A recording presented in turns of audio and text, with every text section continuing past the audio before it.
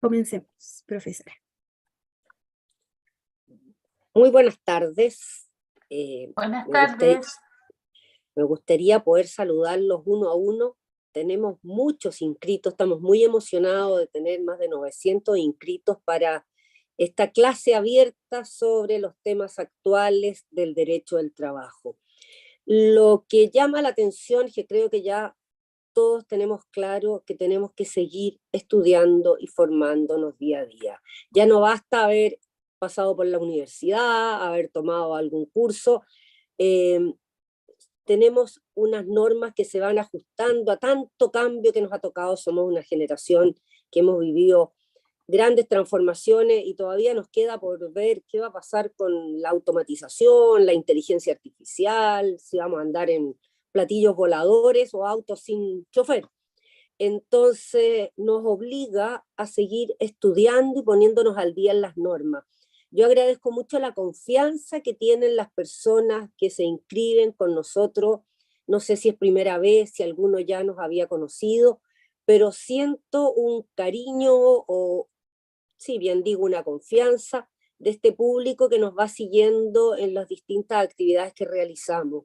Así que muchas gracias por estar aquí y agradezco especialmente a las dos profesoras que hoy día, entre medio de todos sus ajetreos, han dejado este espacio para dar una charla, a la profesora Patricia Fuensalida y a la profesora Lilia Jerez, que van a exponer, y a nuestros coordinadores, Joaquín y la Karen, que preparan todo esto para que uno desde un escritorio a no sé cuántos kilómetros pueda saludarlo a ustedes. Yo soy la directora del programa de formación jurídica para trabajadores y empleadores de la Facultad de Derecho de la Universidad Católica y que tiene por objetivo acercar el derecho a todos esos rincones de la sociedad donde a veces es más difícil que llegue el discurso político, jurídico en forma directa.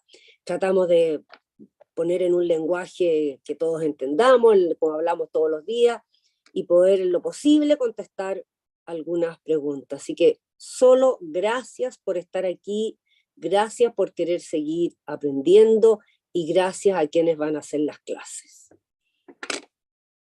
Muchas gracias, profesora. Muchas gracias por sus palabras, por su introducción. Me uno a sus agradecimientos y a la expresión de que estamos realmente muy felices por la convocatoria en este evento. Bueno, me presento, mi nombre es Karen Riquelme Gómez, soy abogada, coordinadora del programa de formación jurídica para trabajadores y empleadores de la Facultad de Derecho UC.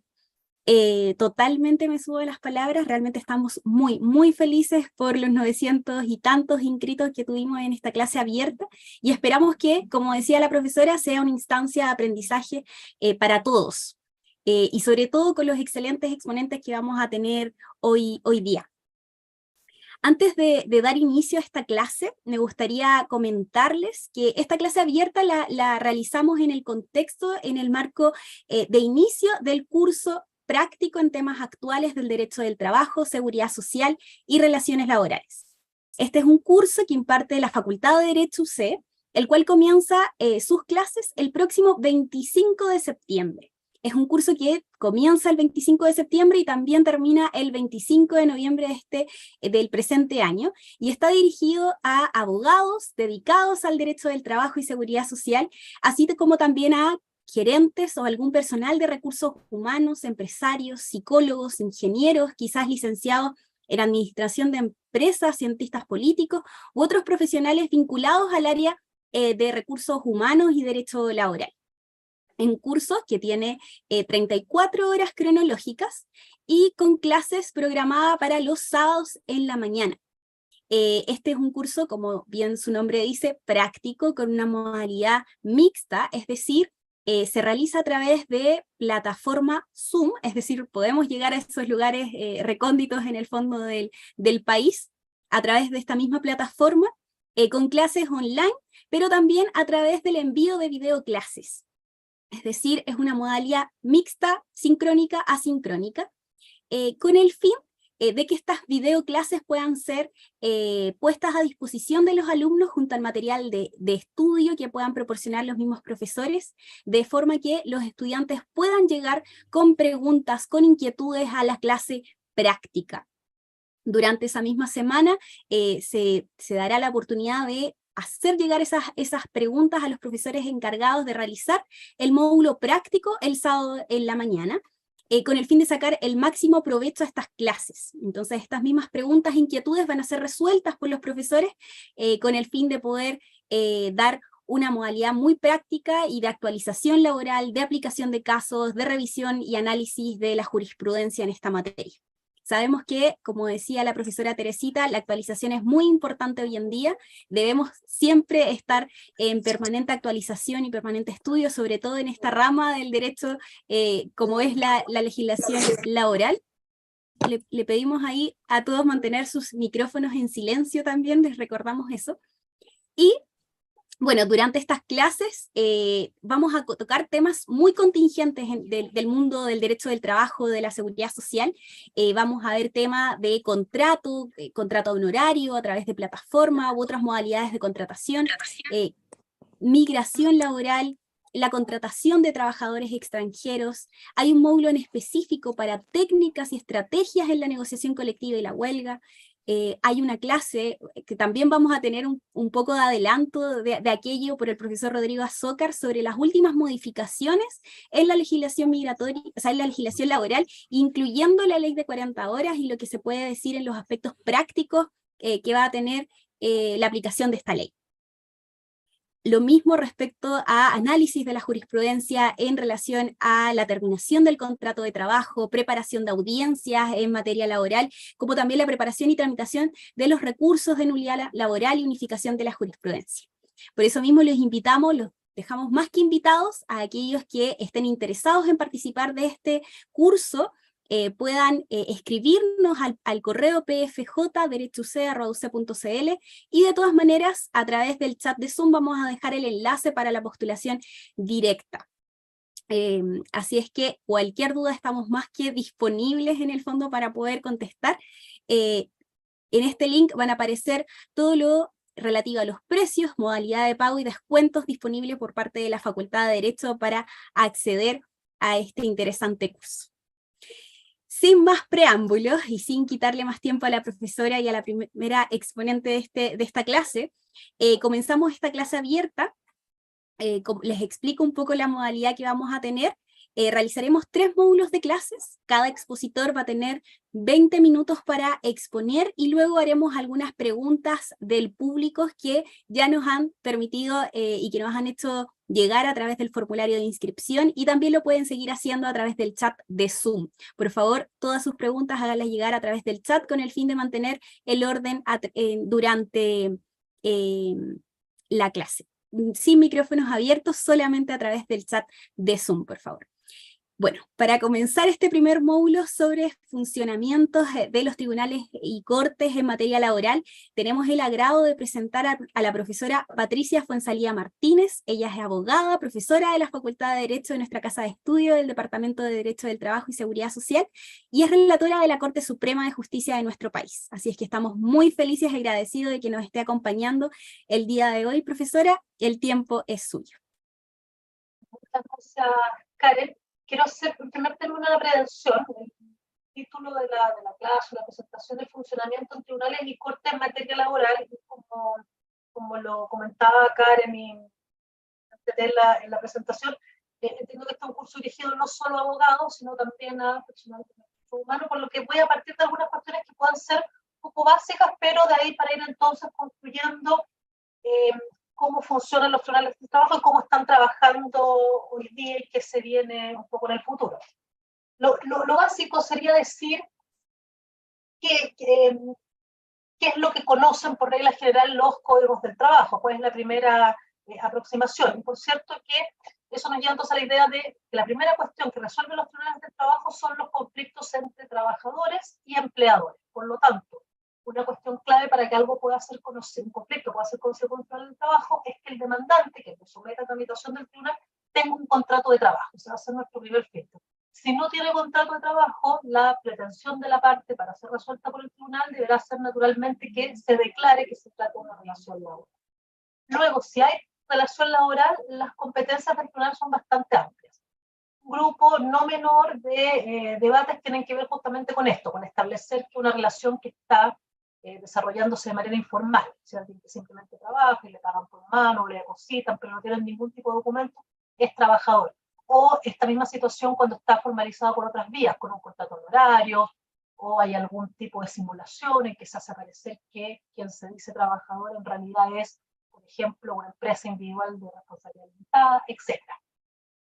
Además de establecer cuándo hay contrato de trabajo, luego las otras cuestiones que resuelven los tribunales tienen que ver con los conflictos que se produzcan durante la relación laboral. Por ejemplo, el trabajador que reclama que se le deuda una prestación, que ha sido injustamente despedido.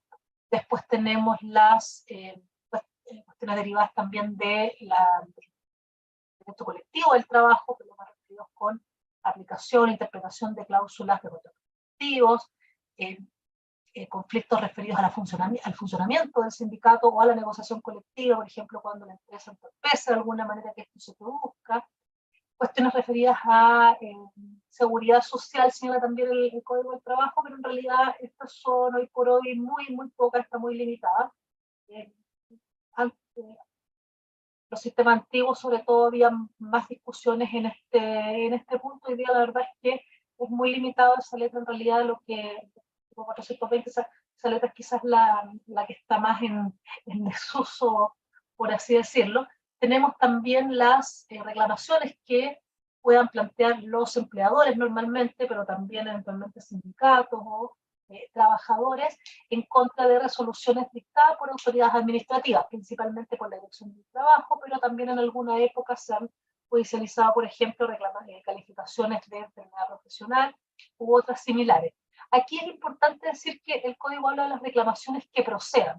Comento esto porque hace unos días, por ejemplo, llegó a la Corte Suprema, me tocó a mí el cuento una causa de un trabajador que había sido investigado por una denuncia por acoso sexual. La Inspección del Trabajo estableció que habían antecedentes serios, se le informó hasta el empleador lo despide, y el trabajador que, pudiendo impugnar el despido en sede laboral, además o en paralelo, lo que hace es tratar de impugnar esta resolución. Y en este caso, en realidad, lo que se resolvió es que no existía esa acción. Ahí también, de todas maneras, si bien la competencia es bastante amplia, estamos limitados en ciertos casos. Luego, los juicios sobre accidentes del trabajo o enfermedad profesional en que se reclame que el empleador ha incumplido el deber de seguridad y que requiera algún tipo de trabajador de indemnización, el trabajador o su familia, sus herederos cuando esté ha fallecido.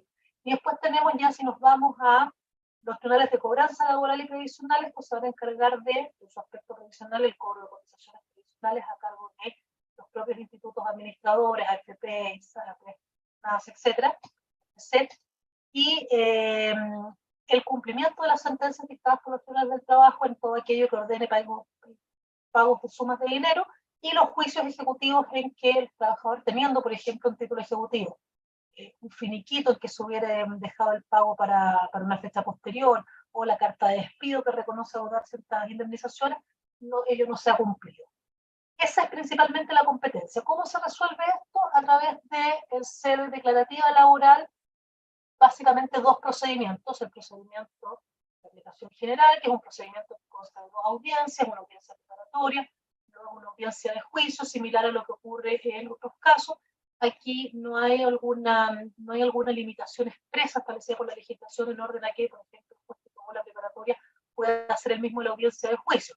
Comento porque, por ejemplo, en materia penal, como son tribunales distintos, garantías, que para los juicios orales, y el tribunal oral van a ser siempre jueces distintos. Acá no hay inconveniente, no hay ningún tipo de inhabilidad, porque además en las ciudades grandes los tribunales del trabajo están compuestos por muchos jueces, pero en ciudades más pequeñas, donde hay sobre todo tribunales de competencia común, lo más probable, o donde hay tribunal laboral, pero con 2 o 3 jueces, es muy probable que el juez que tomó la preparatoria pueda ser el mismo que luego toma la audiencia de juicio.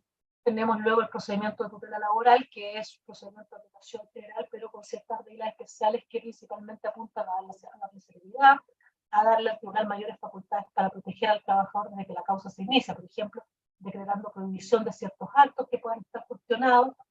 Tiene también algunas reglas probatorias especiales, pero son diferencias que en la práctica, sobre todo lo que tiene que ver con los tiempos, en realidad son bastante menores.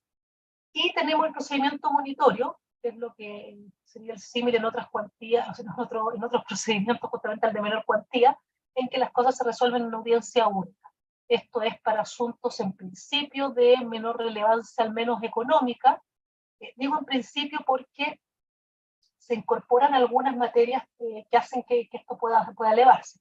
Por ejemplo, por razones de celeridad, la trabajadora despedida que acusa que lo ha sido una infracción a su fuero maternal puede reclamar por la vía del procedimiento monitorio, y ese es un juicio en que normalmente la cuantía es bastante más alta, pero ahí la idea que está detrás es que esto se vea de manera rápida y que esta trabajadora no esté sin trabajo y sin sueldo, por lo tanto, meses y meses, sino que esto se resuelva en una sola audiencia rápidamente.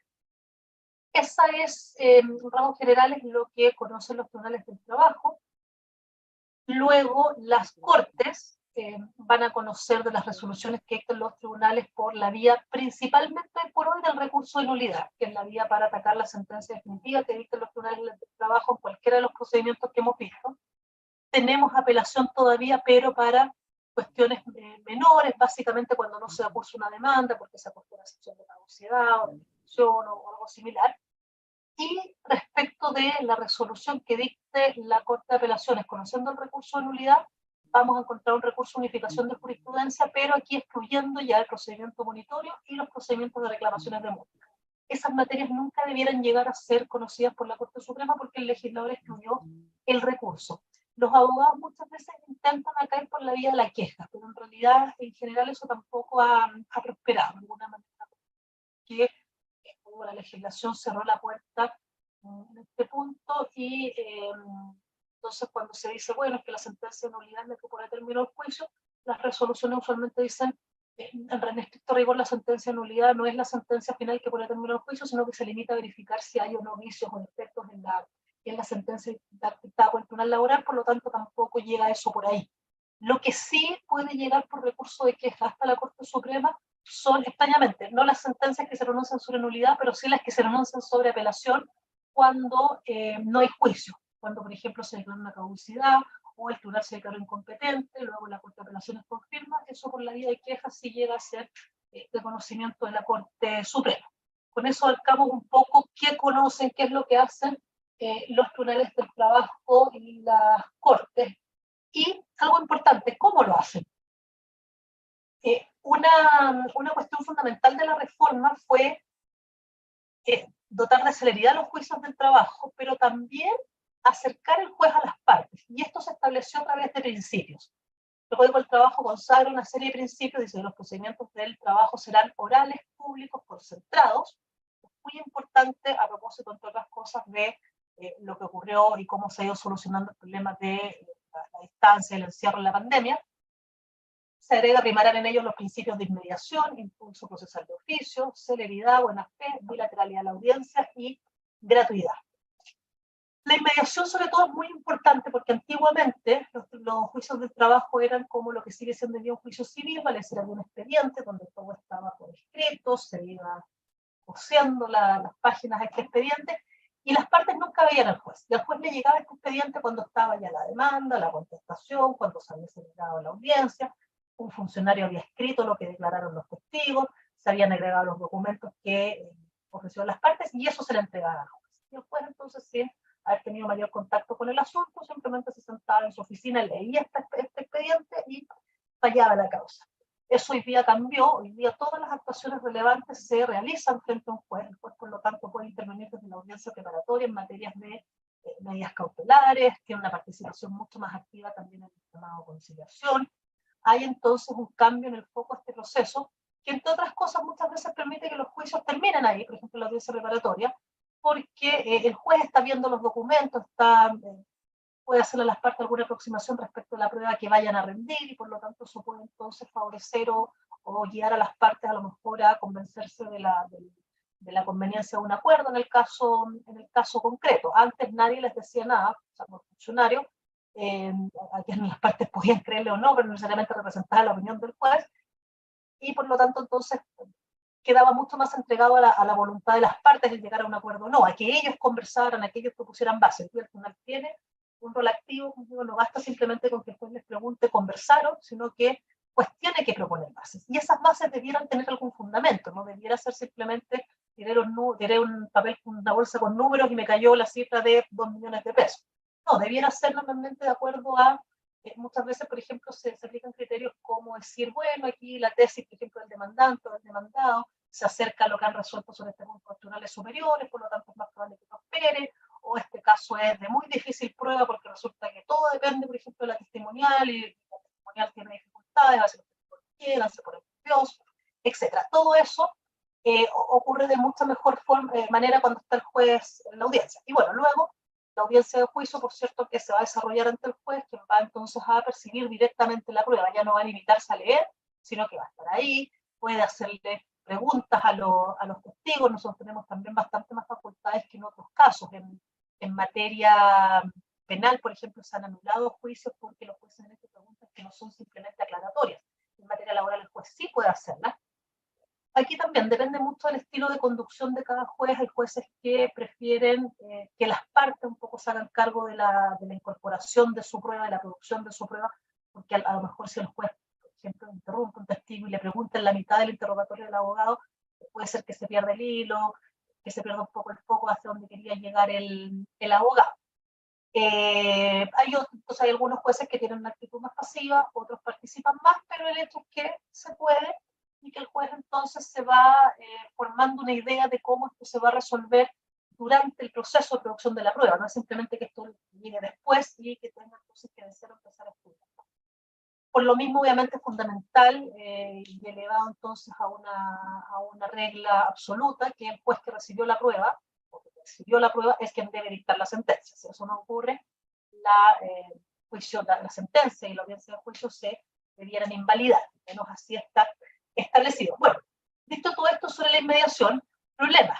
Llega entonces en marzo del 2020 y comienza la pandemia, los encierros, y esto genera obviamente entre los múltiples efectos y problemas en la vida diaria de todos, genera el problema también con los tribunales.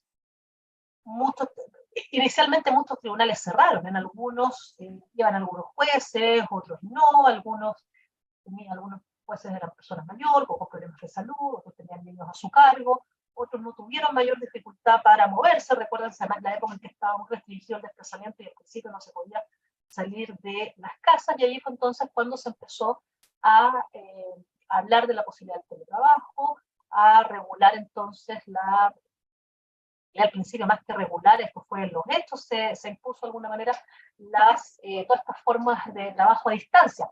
Entre paréntesis, lo mismo rige a nivel general en el país. Acuérdense que cuando parte la pandemia se estaba discutiendo en el Congreso la ley de teletrabajo y llegada la pandemia, esta ley se aprobó rápidamente porque también fue algo que se discutía si tal vez, quizás más adelante será conveniente, no lo será, veamos cómo lo vamos a implementar. De repente apareció que se había implementado solo porque no había otra fórmula. Entonces, ¿qué empezó a ocurrir en materia laboral y hacían muchas otras? Instrucciones de la Corte Suprema y de las Cortes de Apelaciones mediantes, se empezaron a tomar los juicios por medios remotos u otros. En algunos casos, si se acuerdan, por ejemplo, en materia civil, muchos juicios quedaron suspendidos. Y uno hoy por hoy se pregunta si no habría sido mejor que estos también avanzaran por vías telemáticas, porque en realidad se produjo mucho atraso, que es difícil absorber para los juicios, para los tribunales civiles. Por otra parte, las personas que estaban involucradas en estos juicios tuvieron que asumir esa espera. Entonces, tuvo una serie de consecuencias que quizás, visto hoy, eran más malas que las críticas que se planteaban o los riesgos que se planteaban respecto al teletrabajo. Problema del teletrabajo, ¿y por qué lo vinculé con la inmediación? Porque esta es una de las críticas que se hacían. Bueno, es que el juez no está tan encima, es que qué pasa si se cae la señal, si el juez no escucha bien, si la parte no escucha. Preguntas como qué pasa si cuando está declarando el testigo alguien le tiene pegados papelitos con los que tiene que contestar, le está mandando mensajes con las respuestas. Bueno, en principio, por cierto, que recordar que uno de los principios del procedimiento también es la buena fe, entender que así obran las partes, que si lo hace también el tribunal, que por lo tanto, por ejemplo, si una parte en algún momento se le cae la señal, normalmente le avisa, oiga, sabe que se cayó, retome desde tal punto. Y bueno, y entonces se siguió avanzando, se siguieron realizando las audiencias, y entre paréntesis, con ganancia en términos de eficiencia, porque aparentemente los tribunales fueron capaces de absorber más audiencias a través de este mecanismo. No tengo claro si las audiencias eran más rápidas, si quizás por las dificultades de la prueba había más ánimo de conciliar y por lo tanto menos juicio.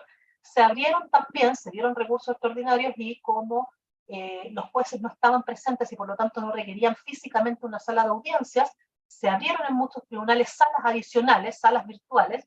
Entonces, si un tribunal tenía normalmente 10 salas, empezó a funcionar con 12, y todo esto permitió entonces que la carga de trabajo que se había acumulado, sobre todo al inicio de la pandemia, cuando no estaba muy claro qué hacer y todo se fue demorando, fuera más o menos absorbida de manera bastante rápida, y que se ganara eficiencia en cierto modo. Esto además condujo, y aquí les comento, les transparento una discusión interna que se ha dado mucho entre los jueces, y tiene que ver con quienes desde hace un tiempo ya atrás, desde que hemos más o menos vuelto a la normalidad, querían volver en un 100%, y otros tantos que defendían el teletrabajo. ¿Por qué razón el teletrabajo? Porque se dice, primero, no siempre la presencialidad es garantía de que el procedimiento se va a desarrollar de mejor manera. Segundo, las audiencias remotas en varias materias, en laboral también, en laboral, en familia, muchas veces permitían que personas a las que le era difícil acceder a un tribunal lo pudieran hacer fácilmente. Por ejemplo, en materia de familia, muchos jueces comentaban que mamás que tenían que estar a lo mejor a las 8 de la mañana con frío, con su guagua en el tribunal esperando interponer una denuncia, o esperando una audiencia, bueno, se conectaban desde su casa. Es más, yo recuerdo cosas que contaban mujeres que denunciaban casos de violencia intrafamiliar encerradas en una pieza en su casa por teléfono. Cuestión que es mucho más difícil cuando esa mujer tiene que salir y tiene que ir al tribunal. En materia laboral también, declaraciones de testigos desde los mismos lugares de trabajo, o sea, sin el problema de tengo que pedir permiso a mi jefe para faltar, estar eventualmente toda una mañana, porque además quienes tramitan lo saben. A los testigos se les cita, por ejemplo, a las 11 de la mañana, pero puede ser que declaren a las 2, a las 3, o que no declaren y que les digan vuelvan en otra ocasión. Y eso y normalmente se vuelva, dificulta también la declaración, porque ya no tengo que pedir un permiso en mi trabajo, sino que tengo que pedir dos. Y uno asume, porque está regulado, que tener una comparecencia en un tribunal es un motivo que justifica la ausencia, pero en la práctica no necesariamente eso es tan sencillo de plantear para quien asiste como testigo. Entonces, la verdad es que, bueno, y dejo fuera temas medioambientales, menor contaminación, menos gastos en muchos sentidos. A muchos les ha pasado que casi no se usa papel desde que empezamos con el teletrabajo, menos gente moviéndose en las calles, etc. Entonces comenzó la discusión y el debate un poco de cómo volver. En el intertanto, entonces, como se dictaron normas de carácter general en el Código del Trabajo, pero también algunas que tienen que ver con el procedimiento respecto al teletrabajo. Se reguló, por cierto, el teletrabajo como un tipo especial de contrato de trabajo, pero también tenemos otras normas especiales. A propósito de que entiendo, Rodrigo, hablar de la ley de las 40 horas, ahí, por ejemplo, tenemos una norma que es bien importante, que es el nuevo artículo 27 del Código del Trabajo, que es de alguna manera una norma de... perdón, estaba pensando ya. Me cambié de tema porque esto no tiene nada que ver con el teletrabajo, una norma de conciliación que permite mover los horarios, pero que también quizás de alguna manera puede vincular con toda esta flexibilidad que nos hemos dado cuenta a propósito del teletrabajo que es posible. En realidad, en lo que estaba pensando es en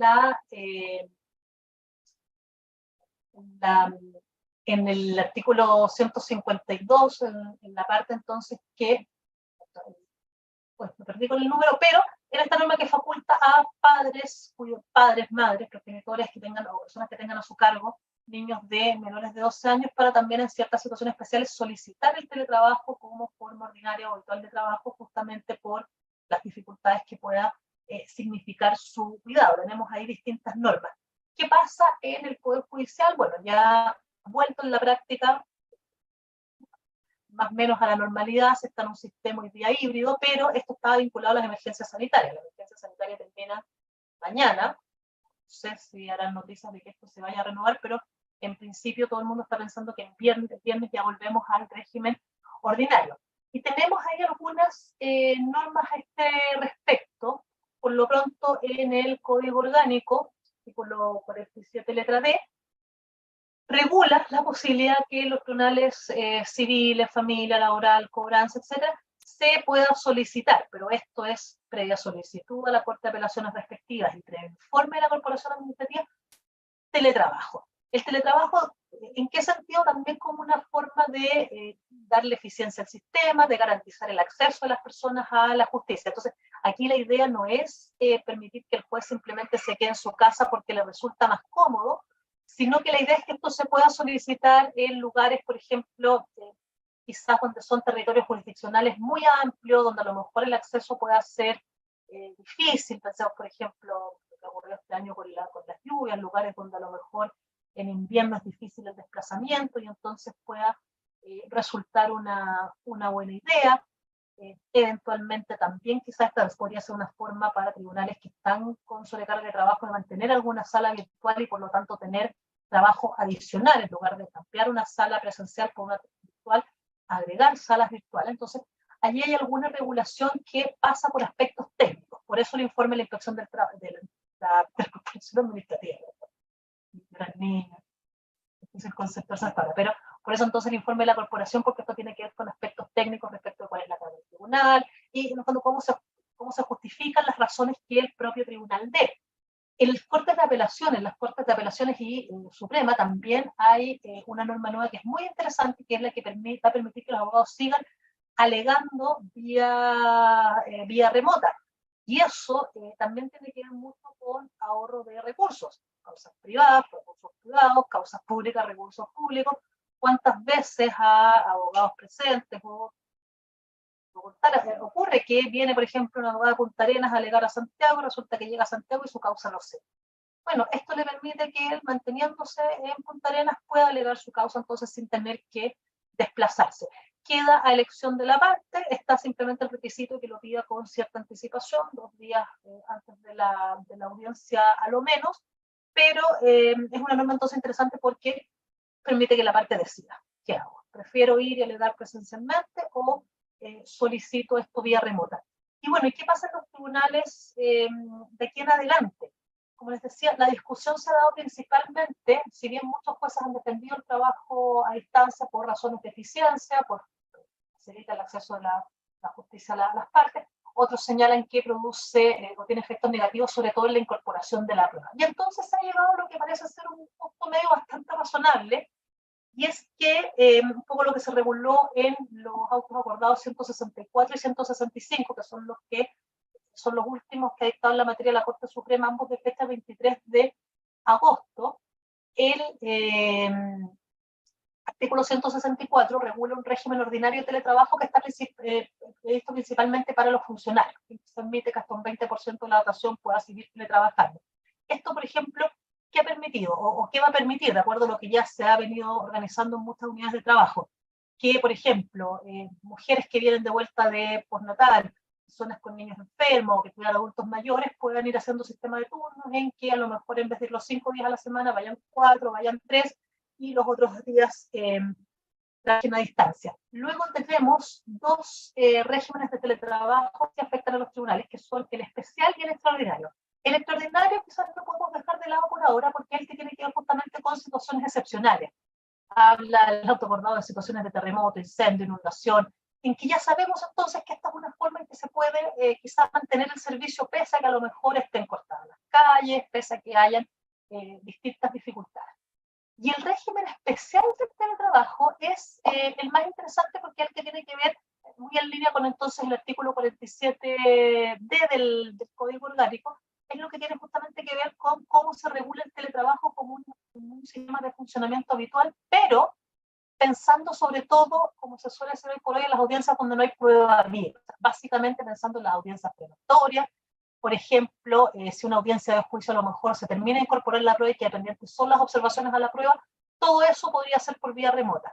Pero lo que se ha ajustado hasta hoy día es que en las pruebas en que hay declaraciones peritos, testigos, absoluciones, eso se haga presencialmente, precisamente para evitar estos problemas que decíamos, el riesgo de que alguien le esté soplando al testigo, al absolvente, o que la persona que declara en realidad no es quien dice ser, que se produzca alguna suplantación. Entonces, para evitar cualquier problema de ese tipo, eso hoy día se va a empezar, o ya se viene haciendo, hay muchos tribunales que lo han hecho así. Hasta acá, digo, esto ha dependido bastante de cada tribunal, esto ha sido un poco a elección del consumidor. Los tribunales que se sienten más cómodos han seguido más bien con la lógica del teletrabajo y no han sido exigentes respecto a la presencialidad. Hay otros que preferían la presencialidad y han sido muy exigentes y han sido los primeros en instar porque toda la prueba se rinda de manera presencial. Hemos tenido entonces distintos criterios. La idea es que ya a contar del viernes esto se empiece a unificar bajo la lógica de los autos acordados 164 y 165, y por cierto las normas del Código Orgánico y del Código de Procedimiento Civil en lo pertinente. Y entonces, bueno, quizás un poco como de resumen para ir cerrando, entiendo que estamos en hora, es que están todos de acuerdo en que hay que rescatar lo bueno del teletrabajo. Todos pudimos advertir características positivas del teletrabajo en términos de eficiencia, en términos de ahorro de recursos, y la idea es que eso se mantenga. O sea, el tema de los alegatos en corte me parece evidente. O sea, tenemos una sola Corte Suprema en Chile. Hay abogados, las causas de todo Chile llegan a Santiago en esa etapa. Entonces, el teletrabajo permite, como decía, no que se les imponga a los abogados a alegar desde su casa, a lo mejor algunos prefieren hacerlo presencialmente, pero que se les dé la opción. Y eso, entre paréntesis, imagínense una parte, un trabajador que está pagando una abogado particular, pero que no está en condiciones de solventar un pasaje en avión, un hotel, una pequeña empresa con el mismo problema. Entonces ellos pueden llevar el día con su causa a la Corte Suprema porque no tienen que hacerse cargo del problema de chuta, ¿qué va a pasar cuando tenga que viajar? ¿Quién va a pagar eso? A lo mejor esos costos son más caros que el juicio en sí.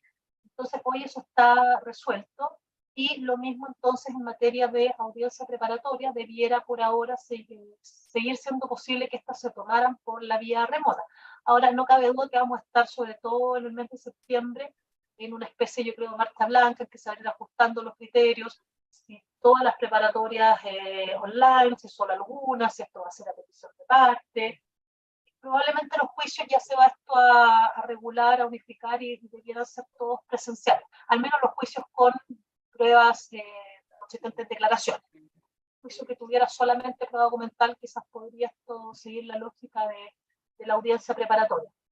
Pero hay que estar bien atento, y lo que sí les puedo comentar, hay muchos jueces con ánimo de que no se pierda, como les digo, lo bueno del teletrabajo, y que se mantenga. Así que hay que tener, que yo creo estar bien atento en tratar de no volver necesariamente a lo anterior, porque yo creo que la discusión del teletrabajo, en el Código del Trabajo, me salgo un poco ahora de los procedimientos, reveló que había muchos temores infundados. Cuando se discutía la ley, como que había muchas cosas en que no se quería avanzar, y la pandemia en realidad demostró que para muchos, claro, hay cosas que por cierto que no se pueden hacer por la vía del teletrabajo. Personas que si no pueden ir físicamente a su trabajo no pueden trabajar, pero hay muchas otras donde se puede realizar con ganancias para todos, y también con la necesidad de regularlo, porque en realidad, a propósito también de lo negativo, no se ve en el trabajo en audiencias. Las audiencias siguen siendo los horarios habituales, pero en el Poder Judicial ha ocurrido lo mismo que yo creo que ha ocurrido en muchas empresas, y es que de repente uno se encuentra con mensajes o algún producto del trabajo, un trabajador que normalmente se evacúa entre las 8 de la mañana y las 4 de la tarde, que lo recibe a la noche, a las 11 de la noche, y uno dice, chuta, alguien está trabajando a esa hora. Y eso obviamente es uno de los temas que la ley de teletrabajo buscó regular, y que poco uno sabe ciencia cierta, cabalidad en el mundo privado, hasta qué punto se respeta, porque en realidad actualmente se pueden conocer los casos de las personas que reclamen, pero no haya reclamos no lo sabemos. Así que algunos, quizás dejar adelantado un par de temas, a lo mejor después para las preguntas, pero a propósito de la ley de 40 horas del teletrabajo, ciertas también es cómo esto impacta la vida familiar de los trabajadores. Voy a adelantar directamente algo que tengo en la cabeza, sería a propósito de la ley de 40 horas, y es que cuál va a ser el efecto en el trabajo femenino. ¿En qué estoy pensando? Y una de las primeras preguntas, cuando uno le habla, cuando se dictó la ley de las 40 horas, todo el mundo se felicitaba, todos estaban muy contentos, todos decían que rico, vamos a trabajar menos, etcétera, etcétera, etcétera. Pero uno le comenta esto a las mujeres, sobre todo, con niños, y una de las primeras preguntas es, chuta, yo tengo a mi niño en la tarde, que siempre puede salir al colegio, a cargo de una trabajadora de casa particular. Se va a ir antes, más tarde. ¿Qué hago yo? Porque la trabajadora va a tener las mismas 40 horas en algún minuto, pero ella además tiene que salir desde su casa al trabajo y volver luego a su casa. Por lo tanto, es evidente que el tiempo que necesita que alguien cuida a sus hijos es un tiempo mayor que lo que ella trabaja.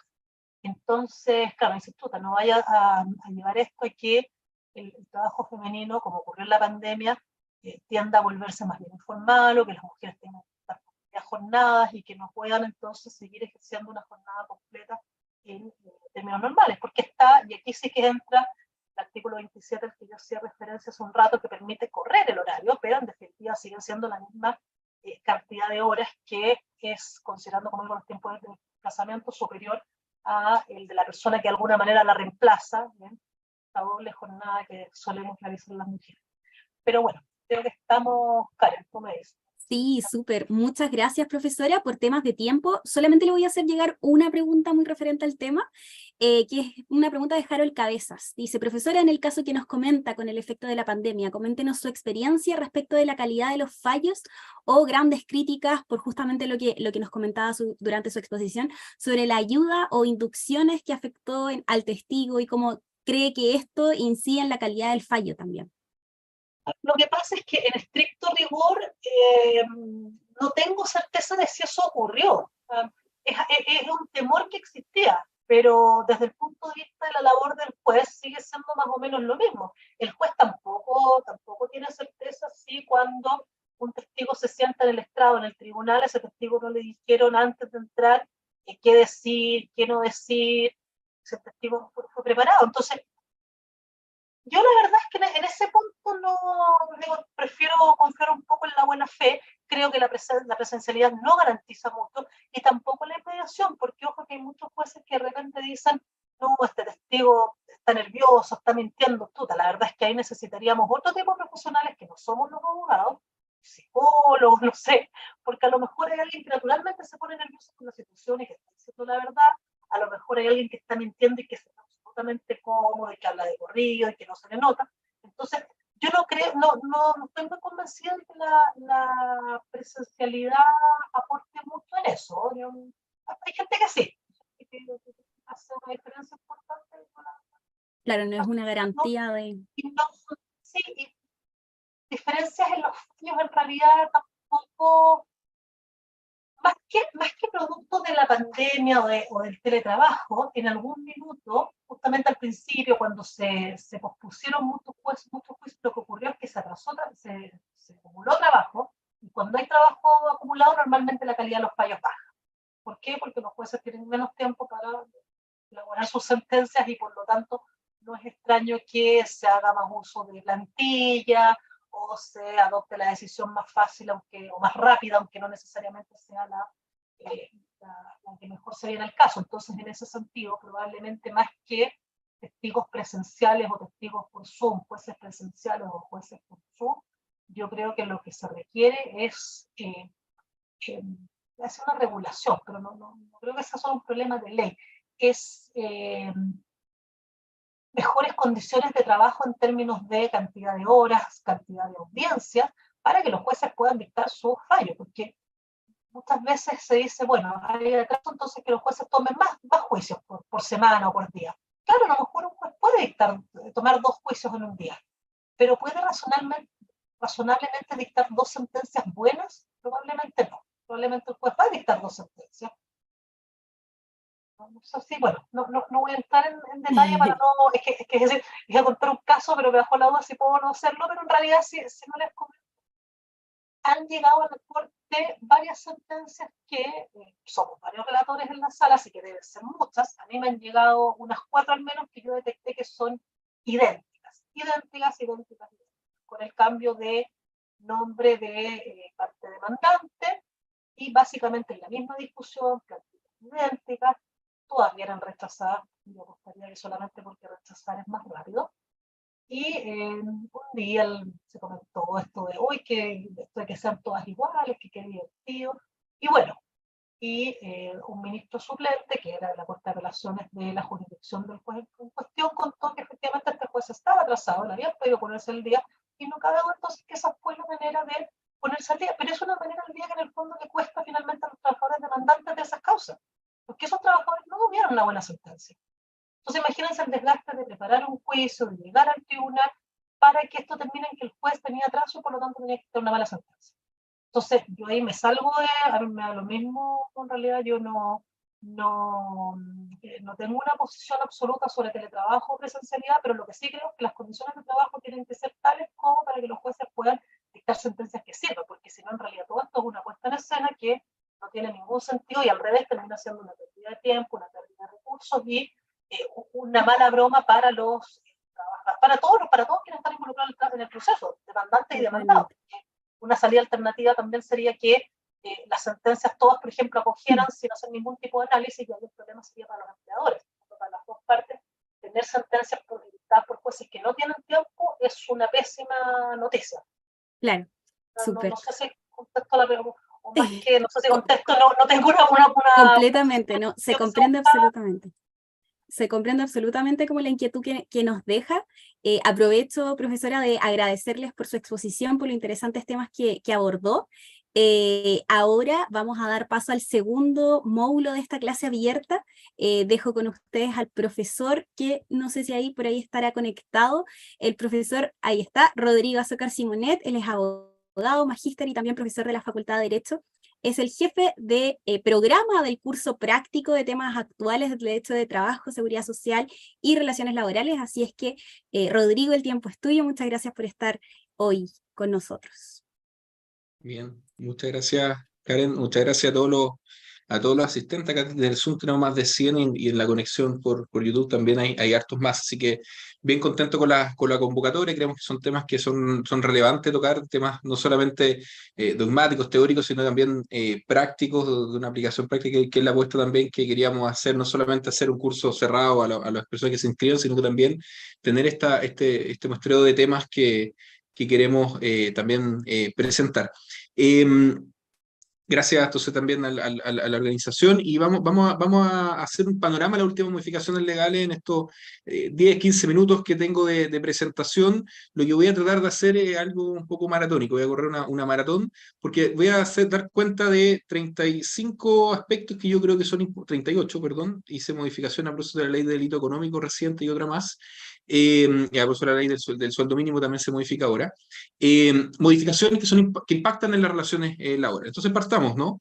Primera normativa que creo que es relevante, insisto, en el detalle, lamentablemente no voy a poder entrar en el detalle, eso, bueno, en el curso tenemos nuestro taller práctico que vamos a ver cada una está más en detalle, pero insisto, creo que es importante en esta clase abierta tener el panorama y discutir hacia dónde va la legislación, ¿no? Tenemos primero una primera ley que incentiva la inclusión laboral de los trabajadores en situaciones de discapacidad, tenemos dos, ¿cierto? Una que era el porcentaje mínimo, el 1%, establece medidas alternativas que la Dirección del Trabajo ha dicho que es restrictivo, y tenemos esta ley reciente, ¿cierto? 2020, que entró en vigencia hace un tiempo, el año pasado, y que se refiere también al conocimiento de temas mínimos de recursos humanos, a procesos asociados a temas de discapacidad, ciertas situaciones de discapacidad, y impacta también algunas modificaciones internas al interior de la empresa. Luego de eso, tenemos una segunda modificación que uno quiere mapear también, que se refiere a la ley sana, ¿cierto? Porque claro, si bien una ley que está pensada desde el punto de vista de la seguridad social, ¿cierto? Pero se crea este seguro para el acompañamiento de niños que padezcan enfermedades graves, ¿cierto? Desde un año hasta 15, 18 años, ¿cierto? Frente a esta situación de los padres, ¿cierto? Acompañar, y ahí hay una licencia médica especial, pero también se crea un permiso laboral, ¿no? Y ahí está, bueno, la referencia, después ustedes van a tener a disposición esta presentación, que le dejo al tiro la referencia a la ley para que después, si alguien quiere profundizar en ella, pero insisto, ahí hay no solamente un aspecto propio de seguridad social, con una cotización que hace el empleador, a propósito ahí se hace un ajuste en las cotizaciones que normalmente se pagaban, pero también establece permisos laborales y que tienen que compensar ciertas condiciones, ciertos requisitos, etc. Una tercera modificación que es importante también manejar, ¿cierto? el contrato por hora faena. Ustedes saben que uno siempre hablaba, en el artículo 159 del Código del Trabajo establecen todas las causales que no dan derecho a indemnización. Y hoy día el contrato por hora faena sí da derecho a indemnización, ¿cierto? Se establece algún pago asociado que se calcula por mes, ¿cierto? Que es el proporcional que uno podría hacer del mes por año de servicio, que se paga, y se establece una definición específica con ciertas otras aplicaciones a proceso de los procedimientos, de despido, etcétera, y que viene de alguna forma a resolver estos problemas jurisprudenciales que estaban con los contratos por obra faena sucesivos, ¿no? Esto viene también a resolver un problema jurisprudencial. Otra ley que también creo que es importante referenciar los aspectos laborales de la ley que reconoce un derecho de integridad de género. Hay una serie de leyes, cuando hablo de aspectos laborales me refiero a que no es una ley que modifica el Código del Trabajo, como sí, por ejemplo, la ley del contrato de trabajo por obra faena, sino que hay otras leyes, ¿cierto?, que tienen algún impacto en materia laboral, como por ejemplo la ley que reconoce el derecho de integridad de género a propósito también de los nombres de los trabajadores, ciertos permisos. Después la Dirección del Trabajo también sacó un dictamen asociado a esto, que es importante tener en el panorama. Otra ley que creo que es relevante también en este panorama general que quiero presentar hoy día es la ley que crea el contrato de trabajo de teleoperadores, call center, ¿cierto? Que finalmente aquí hay un ejemplo, ¿cierto? Que quizás más adelante podemos ver y profundizar en eso. Un ejemplo más un poco de esta particularización que va a estar teniendo el Código del Trabajo. Se están creando ciertos contratos especiales de acuerdo a cierta categoría de trabajadores. Es una lectura personal que hago, ¿no? Pero creo que es relevante también tenerla en consideración. En sexto lugar, los aspectos laborales, ¿cierto? De la ley que establece medidas de protección a la lactancia materna. Sabemos que esta ley también fue bastante ya, ¿cierto?, públicamente, y tiene implicancia en materia laboral, no solamente porque la protección a la lactancia materna es un tema más general, ¿cierto?, más allá del tema laboral, pero también establece obligaciones especiales y algunas modificaciones específicas a nuestro Código del Trabajo.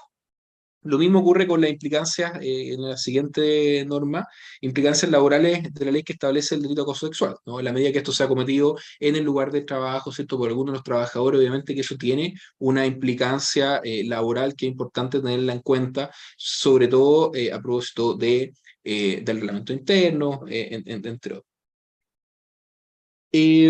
La octava normativa que quiero también referenciar en este panorama, ¿cierto?, que quiero presentar a ustedes es la ley que establece una jornada parcial alternativa para estudiantes trabajadores. Se habló en su momento que esto era un estatuto, ¿cierto? Pero más que un estatuto, yo aquí seremos un poco más precisos, sería hablar de que hay una jornada, ¿cierto? Se establecen algunos ajustes a la jornada de trabajo, ¿cierto?, a los permisos y con determinadas características, con determinados requisitos que es importante también tenerlo presente. En noveno lugar, y ahí quizás me detengo un poquito, se refiere a la ley que regula el trabajo a distancia y el teletrabajo y otras modificaciones asociadas. Como ustedes saben, tuvimos al inicio de la emergencia sanitaria, nosotros ya tuvimos una ley que estuvo tramitando antes, salió bastante rápido, fue bastante referenciada a nivel regional, una buena ley que permitió dar respuesta, ¿cierto?, a esa situación, y hoy día se nos presenta una serie de desafíos posteriores. Tenemos una ley que establece, ¿cierto?, un concepto claro, define y hace una distinción importante entre trabajo a distancia y teletrabajo, establece también este pacto que tiene que firmar el trabajador con el empleador con las cláusulas mínimas que serían adicionales, el artículo 10 del Código del Trabajo. Establece también, se regula también temas de jornada, ¿cierto? Temas de lugar de trabajo, ¿cierto? Y hoy día también eso puede sufrir alguna modificación, o más bien va a sufrir una modificación con la ley de las 40 horas, que también hay una modificación en temas de jornada de teletrabajo. Temas de seguridad y salud en el trabajo también se regula, y aquí yo creo que hay dos o tres temas que me gustaría también referenciar de manera general. Está este derecho a no menoscabo, ¿cierto?, de los trabajadores, ¿cierto?, y de igualdad entre los presenciales y los remotos, ¿cierto?, los teletrabajadores. Están estas normas también de dar a conocer, ¿cierto?, la existencia o no de un sindicato al interior de la empresa. Está el tema de proveer, que ha generado harto ruido, ¿cierto?, en la aplicación práctica, de proveer los equipos, la herramienta, no solamente de proveerlos, sino que todo lo que es mantención, reparación, etcétera, serían costos del empleador y que no podrían ser incluso el trabajador obligado a ocupar equipos de su propiedad. Entonces, eso también ha generado bastante inconveniente, ¿cierto?, hubo varios problemas de aplicación. Entonces, bueno, el teletrabajo está regulado de una regulación bastante rica en nuestro Código del Trabajo. y con algunas modificaciones también, ¿cierto? Con algunas, perdón, interpretaciones de la Dirección del Trabajo que han venido a resolver algunos de estos nudos. Tenemos varias leyes que tienen que ver con la aplicación del teletrabajo, que era el anterior, ¿no? El anterior, hay varias leyes que están ahí, usted aprovecha la alerta sanitaria, ¿ya? Que en principio concluía ahora a final de mes, pero tenemos esta otra alerta sanitaria y habría que ver cómo, yo no he tenido tiempo de la oportunidad de revisar el decreto a propósito de la otra alerta sanitaria que sería hasta el 31 de diciembre, ¿cierto? Pues por otro motivo, ¿cierto? Para algunas regiones, ver cuál es la aplicación de estas otras normas, ¿cierto? Que obligaban, ¿cierto? A los trabajadores que tengan el cuidado de niños y adolescentes, ¿cierto? Determinada edad, o que estaban embarazadas, ¿cierto? O también a ciertos trabajadores con determinadas características. ¿Qué ocurre con cómo se vinculan esas normas? Que yo creo que es algo que habría que resolver. Esta norma salió publicada estos días en el diario oficial. Eh, Luego tenemos una ley, y aquí voy a ir un poquito más rápido por el tiempo, pero insisto, la idea es poder generar un panorama, que es el objetivo que me propuse al inicio. Los aspectos laborales de una ley que crea el subsidio para garantizar el ingreso mínimo garantizado, que está vigente, acuérdense que tiene una vigencia posterior y que es importante también tenerla presente. Luego tenemos todas las leyes de protección al empleo y todas esas modificaciones de la emergencia sanitaria en el número 11, que se refiere más bien a la pandemia, ¿cierto? La ley de protección al empleo en el número 11, en el siguiente, por favor, eh, que están asociadas a la emergencia sanitaria, y hoy día de alguna forma va a ser más historia, y espero que sea historia, que no volvamos a repetir a propósito de alguna otra situación que tengamos que hacernos cargo, pero eso sí impactó mucho en las relaciones laborales, a propósito de ustedes ya esto lo conocen con detalle. También en la 12 modificación que uno puede mapear se refiere a la ley que incorpora a las trabajadoras de casa particular al seguro de cesantía, ¿no? Antes no estaban cubiertas por el seguro de cesantía y se hace una readecuación del 4,11% inicial anterior a esta ley para estar incorporada al seguro de cesantía. Esto fue en pandemia porque se veían algunos desajustes a propósito de la ley de protección al empleo. También hay una norma que se adecuó el Código del Trabajo a la protección de niños y adolescentes, haciendo un ajuste importante a la normativa internacional, ¿no? A convenios internacionales. Se hace un cambio importantísimo. Cuando uno se hablaba de menor, ¿no es cierto? Hoy día ya se habla de niños y adolescentes, y hay un cambio completo de nuestra legislación más protectora de los trabajos de los NNA. También hay una ley interpretativa que extiende la aplicación del procedimiento tutela a los funcionarios públicos. Tuvo que salir una ley para poder resolver estas controversias jurisprudenciales que incluso tuvimos entre la Corte Suprema y el Tribunal Constitucional. En su momento también se presentó ahí algunas situaciones, y tenemos esta ley que de alguna forma interpreta esa situación. También creo que es importante cuando uno hace este mapeo general, ¿cierto?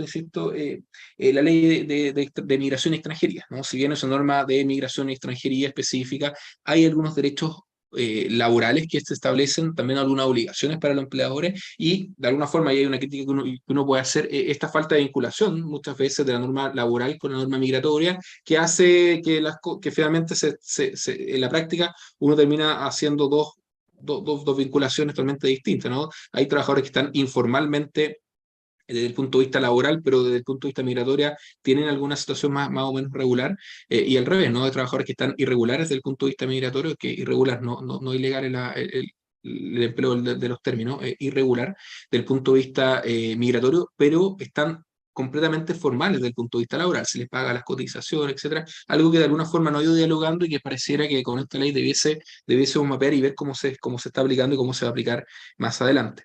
También tenemos nuestra ley de modernización de la Dirección del Trabajo, ¿cierto? De la cual se va a referir nuestra siguiente invitada, así que ahí ni siquiera voy a solamente decir que hay una modificación, ahí vamos a mapearla con detalle. También tenemos una ley, que tuvo que salir muchas leyes estas de los permisos, ¿cierto? Para que el trabajador pueda acceder a ciertos procesos de vacunación, ¿cierto? Que sean autorizados por la autoridad sanitaria, etcétera. Claro, tuvo que ser una ley para que eso se pudiese, que a veces tiene mucho sentido común, pero a veces, bueno. También tenemos la ley sobre los documentos electrónicos laborales.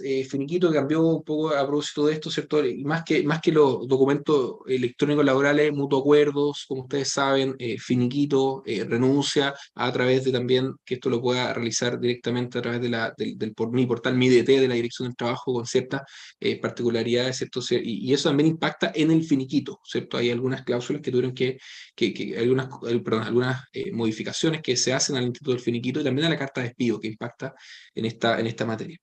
19 tenemos otros permisos de familiares, ¿cierto? En términos amplios hay dos normativas a propósito de ciertos familiares, insisto que más bien esto muchas veces estaban regulados por instrumentos colectivos, ¿cierto? Y para el resto de los trabajadores no había una regulación y es que entregada a los acuerdos entre las partes, ¿cierto? Acuerdos muchas veces tácitos, ¿cierto? De alguna forma sale esta ley que viene a dar algún grado de certeza y poder asegurar estos permisos pagados.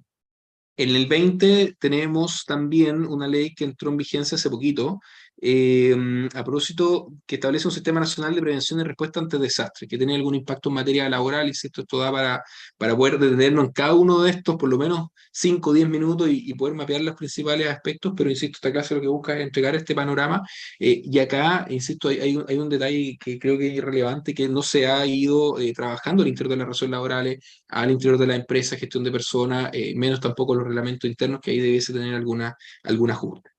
También tenemos otra ley que adecua el Código del Trabajo a un convenio internacional, ¿cierto?, sobre trabajo marítimo, súper específico a propósito del trabajo marítimo.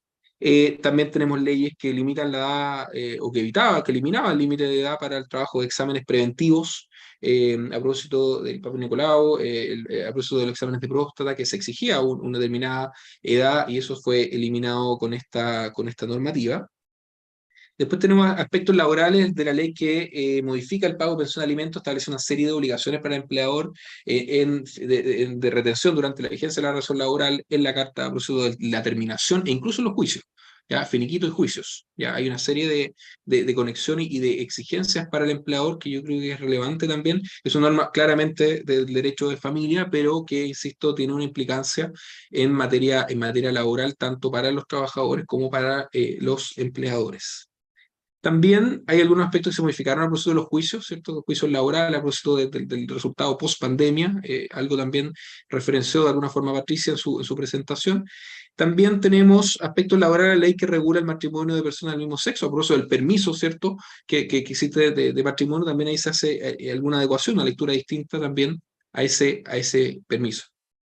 En la número 26, hay una ley que prohíbe la discriminación laboral frente a mutaciones o alteraciones de material genético o examen genético. Francamente, esto para mí, yo sé que existe, lo he tratado de entender, es una ley, tiene un par de artículos, me ha costado entenderlo y cuál es la finalidad y qué es lo que busca. Obviamente lo que hace son estos exámenes preventivos, muchas veces que de alguna forma se genere algún grado de discriminación a propósito de esto, ¿no? Algo bastante más técnico que de alguna forma transparento mis conocimientos de estos temas, ¿no? Temas de futuro, temas de inteligencia artificial, temas también a propósito del tema de las mutaciones, temas genéticos, los cuales nuestro código del trabajo tiene muy poca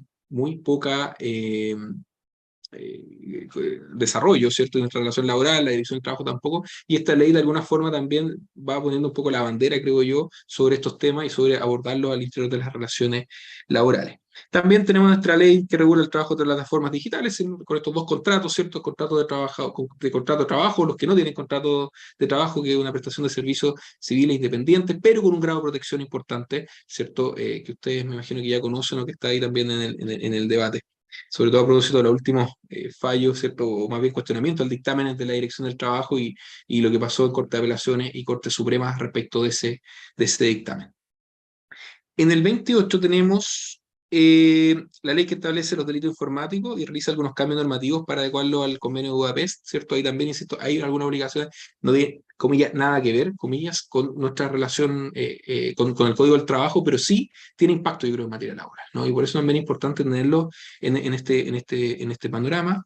Y por último, quedan 8 o 10 más que presentar.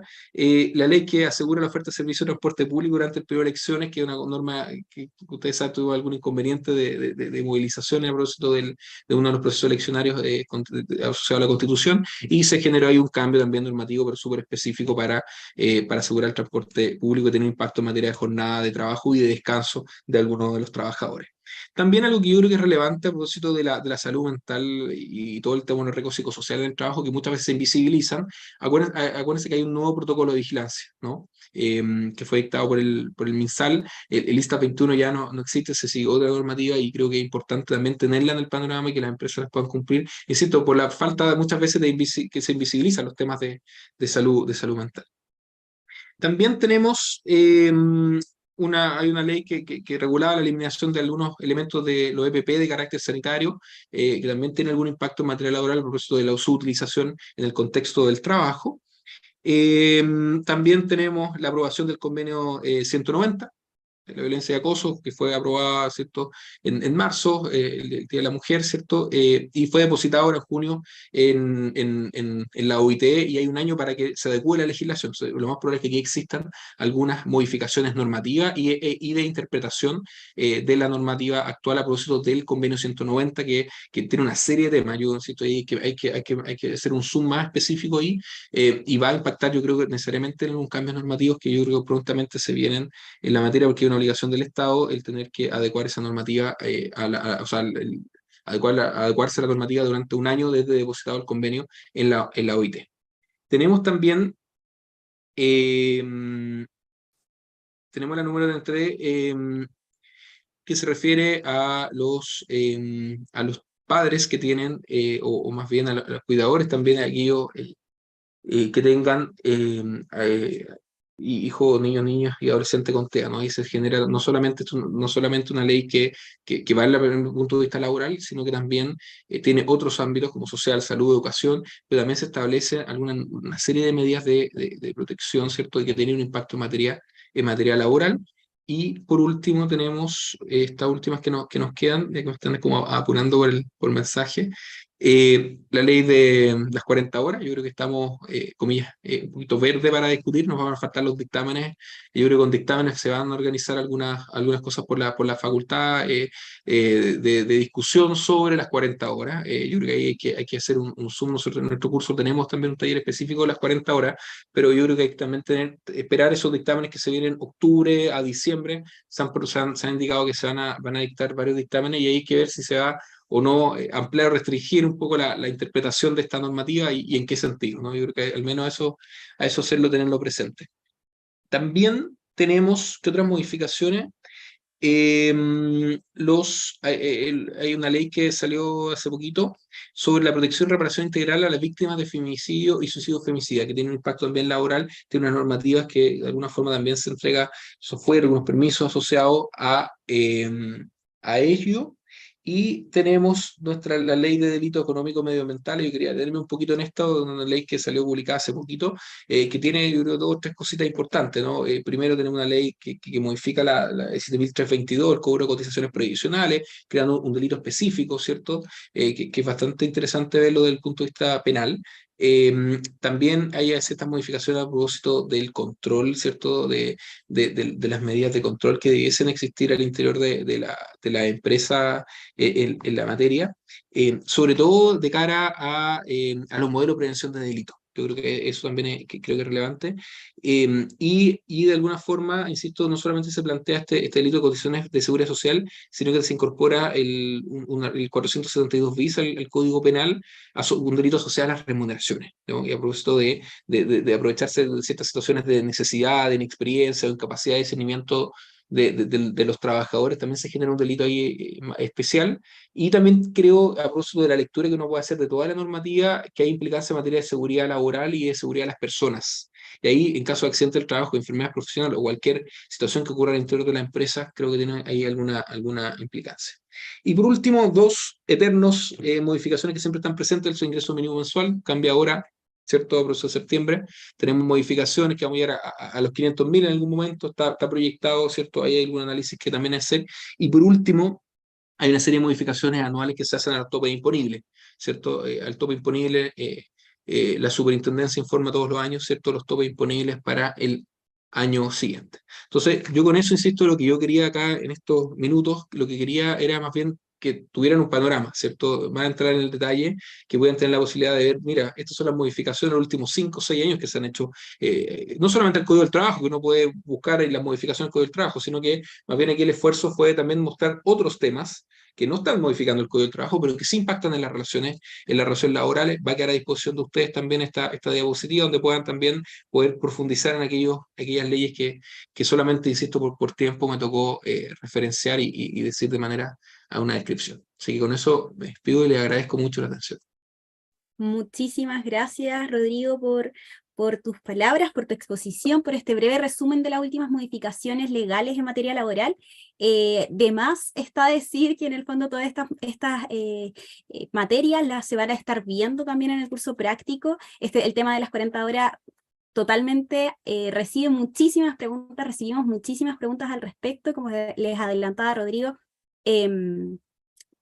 Prontamente se estará realizando quizás por ahí algún foro al respecto, pero para poder continuar en esta clase abierta y para poder profundizar en uno de las legislaciones, de las modificaciones legales que nos mencionó Rodrigo, quiero dar paso y presentar a la profesora Lilia Jerez. Ella va a estar con el tema de la modernización de la Dirección del Trabajo. La profesora Lilia Jerez es abogada, profesora también de nuestra casa de estudio del Departamento del Derecho del Trabajo y Seguridad Social, y se desempeñó como titular de la Dirección del Trabajo durante los años 2020 al 2022. Así es que muchas gracias, profesora, por estar con nosotros el día de hoy. El tiempo es suyo. Hola Karen, muy buenas noches a todos. Muchas gracias, ¿cierto?, por la invitación a la universidad y a ustedes, a todos los que están conectados a esta hora de la tarde, ¿cierto? Voy a proyectar una presentación, si me das, Karen, la posibilidad de compartir, porque me dice que parece que no puedo. Ahora, profesora, debería poder. Ahora sí, perfecto. Ahora sí, denme un segundo, acá está. Bien. Entiendo que ahí están viendo. Bueno, el tema que nos convoca, ¿cierto?, es poder hablarles sobre la modernización de la Dirección del Trabajo, que ya a lo mejor es un tema que ustedes ya han visto, han comentado más de alguna vez, porque lo que sí a donde es importante resaltar son los distintos aspectos que tiene esta ley. Primero, ¿cierto?, recordar que la Dirección del Trabajo como un servicio público, ¿cierto?, y que dentro de sus funciones hay varias funciones, y que se habla en verdad que la Dirección del Trabajo tiene 3 grandes funciones, que es fiscalizar, que tal vez es la función más conocida, la interpretación de la normativa laboral a través de los dictámenes, que también Dani Rodrigo nos referenciaba, ¿cierto?, de la necesidad de que existan para distintas leyes, de interpretar el sentido y alcance de la normativa, y todas las herramientas de diálogo social y promoción de la libertad sindical, que sería como una de las terceras grandes funciones. Y esta ley de modernización de la Dirección del Trabajo viene a colaborar en estas 3 funciones. Si bien hay un aspecto que tal vez es el más conocido, que es el tema del registro, la ley de modernización no buscaba solo quedarse en el registro de ciertos documentos laborales, sino que tiene aspectos más amplios que solamente el incorporar a la página de la Dirección del Trabajo estos documentos.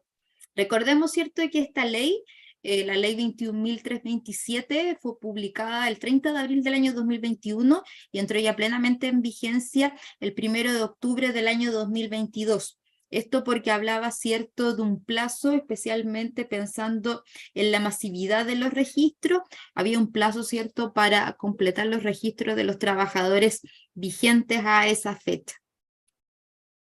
Esta ley, entonces, tal como les adelantaba a modo de introducción, no solamente, ¿cierto?, busca registrar documentos, sino que tiene varios aspectos. Algunos aspectos internos y externos de la Dirección del Trabajo. Hay un aspecto interno, que hay una nueva ley de planta del servicio y una nueva forma de ingresar las personas a la Dirección del Trabajo a través de concursos públicos, y en el aspecto que nos vamos a centrar ahora, ¿cierto?, que tiene que ver con las atribuciones y las facultades de la Dirección del Trabajo. Acá hay varios aspectos de esta ley que tienen una aplicación práctica a través del portal, que es el portal Midetec. Ahí tienen como un poco la pantalla que uno ve al ingresar al portal, en el perfil de empleador en este caso. Las personas, por sí, todas las personas tenemos ingreso al portal de Midetec, que se ingresa, ya lo deben saber probablemente, a través de la clave única, y a través entonces de esas clave única es a donde se pueden ir haciendo en nuestros distintos trámites. Está ya un perfil un poquito más antiguo y algunos nuevos, los distintos trámites y servicios que se pueden ahí realizar a través del perfil Midetec, y ahí entonces en este perfil es a donde se pueden registrar los documentos que solicita la ley de la Dirección del Trabajo, pero también otros documentos tales como el reglamento interno, que también ahí hay algunas novedades, los finiquitos electrónicos, los mutuos acuerdos, la solicitud de declaración o cuando el trabajador declara la inexistencia al término de relación laboral para presentarlo a la AFC, etcétera. Todos, en definitiva, todos los procedimientos electrónicos que se pueden hacer ante la Dirección del Trabajo empiezan a estar cada vez más erradicados aquí en este perfil, en el perfil Midetec, que existen tres, ¿cierto? El perfil empleador, habiendo el caso, el perfil trabajador y el perfil organización sindical. Bueno, yendo ya a algunas materias de las atribuciones y facultades de esta ley 21.327, acá, claro, hay varias fuentes legales, sobre todo el artículo 9 bis del Código del Trabajo, donde la ley en definitiva modifica el código para incorporar la obligación del registro. Acá les dejé citado, ¿cierto?, los distintos decretos que fueron siendo modificados para ir estableciendo qué documentos se registran. Y ahí es una de las complicaciones tal vez que tuvo la ley y que ha ido evolucionando en el tiempo. ¿Cuáles documentos son obligatoriamente de registro? Porque la ley es bastante amplia al respecto. Habla que en definitiva son los documentos que la Dirección del Trabajo necesita o que ocupa para fiscalizar. Porque precisamente ese es el sentido que tiene el registro, no es simplemente llenarnos de datos, sino que en algún momento dado, que todavía ese estadio no se logra, pero yo entendería que la Dirección del Trabajo debería ir caminando hacia eso, se va a lograr hacer un procesamiento de estos datos para eventualmente utilizarlo para fiscalizaciones electrónicas que están ya reconocidas, y también ante requerimientos que puedan hacer los tribunales de justicia, por ejemplo, para ciertos debates judiciales. En definitiva, esta norma, ¿cierto?, está entonces en evolución, y hoy ya tenemos un decreto, el decreto 14 del Ministerio del Trabajo y Previsión Social de este año, del año 2023, que establece en definitiva, en conjunto con una resolución que emitió hace poco tiempo la Dirección del Trabajo, los documentos a registrar. Lo que sí es claro es que siempre se debió registrar desde un inicio de la ley los contratos de trabajo. De ahí, ¿cierto?, entonces la necesidad de ir distinguiendo entre las relaciones laborales que iban naciendo mientras la ley estaba en aplicación, versus los que ya habían iniciado y por lo tanto tenían un plazo mayor para el registro. Este registro, ¿cierto?, también ahí ha sufrido en este último tiempo algunas modificaciones en cuanto a qué es lo que se debe registrar, que tampoco es algo fácil de determinar. Acá, ¿cierto?, estábamos pensando en una cantidad de registros importantes, pensamos en la cantidad de trabajadores que tiene Chile. Dependiendo de las estadísticas, ¿cierto?, nos movemos en los 7 millones, 8 millones de trabajadores, y por lo tanto, en teoría por lo menos, todos esos trabajadores deberían entrar al registro de la Dirección del Trabajo, pues la ley no pone ningún límite, si contratos a plazo fijo, indefinido, etc. Y por lo tanto también el hecho de, ante un universo completo, el 100% de los trabajadores de Chile, el determinar, más allá de lo que dice, ¿cierto?, el artículo 10 de cuáles son las estipulaciones mínimas del contrato, hay que pensar también cuáles son la multiplicidad de horarios, la multiplicidad de funciones, la multiplicidad de cláusulas adicionales que los empleadores, ¿cierto?, pueden pactar con los trabajadores, y por eso entonces la necesidad de ir, en el fondo, ir estableciendo un contrato que nos pueda ir, hacer una unidad ante esta multiplicidad de situaciones. Pues bien, ahora entonces en junio del año 2023 ya hay una nueva definición de los documentos que se deben registrar, que son las modificaciones al contrato, las terminaciones del contrato de trabajo, el libro de remuneraciones electrónico, que ya está vigente, ¿cierto?, desde el año 2021 también, el Comité Paritario de Higiene y Seguridad, el Bipartito de Capacitación y el Reglamento Interno de Orden, Higiene y Seguridad, que seguramente también vieron ya dictámenes de la Dirección del Trabajo donde se señala, ¿cierto?, que los nuevos reglamentos que se vayan presentando a la Dirección del Trabajo se deben presentar en el formato electrónico a través del portal MIDT y ya evitar el papel. Y acá esto era un tema bien importante en cuanto a la organización interna de la Dirección del Trabajo. También se emitió ahora en agosto del 2023, fue publicada, si bien la resolución es de julio, la resolución 2604 de la Dirección del Trabajo, donde se fijan algunas condiciones y requisitos específicos para estos registros, que sobre todo está relacionado con el plazo para publicar, que es de días hábiles administrativos, salvo que la ley haya dicho algo expresamente, como en los casos de las terminaciones de contrato. Acá también es importante recordar dentro del registro que hay otros registros que, si bien no están mencionados en la ley de la Dirección del Trabajo, también el empleador está obligado a hacer. Acá lo que vamos es que en definitiva el legislador ya estaba caminando, incluso antes de la ley de la Dirección del Trabajo, a registrar esto, porque hay modelos extranjeros, ¿cierto?, de procesos de fiscalización de instituciones similares a la Dirección del Trabajo, por ejemplo, en Australia, Rumania, en otros países que además se tuvieron a la vista a la hora de pensar esta ley, donde estos modelos son exitosos a la hora, insisto, de fomentar primeramente la laboralidad misma, el hecho de que exista la declaración de relación laboral dentro de este contrato, ¿cierto?, consensual, que es el contrato de trabajo. Y por otro lado, tal como ya les mencionaba, los procesos de fiscalización mismo. Entonces, acá como recordar el registro del contrato de trabajo de los trabajadores de casa particular, que ya existía, ¿cierto?, con antelación. Mismo caso para el registro de los trabajos de niños, niñas y adolescentes con edad para trabajar. También existía el sistema de control de cumplimiento de normativa portuaria, y que cada uno además tiene su propia plataforma. Y por otro lado, un poquito antes de la ley de modernización de la Dirección del Trabajo, ¿cierto?, también nos había aparecido a la ley de teletrabajo, que también nos exige el registro del anexo o el contrato donde se pacte.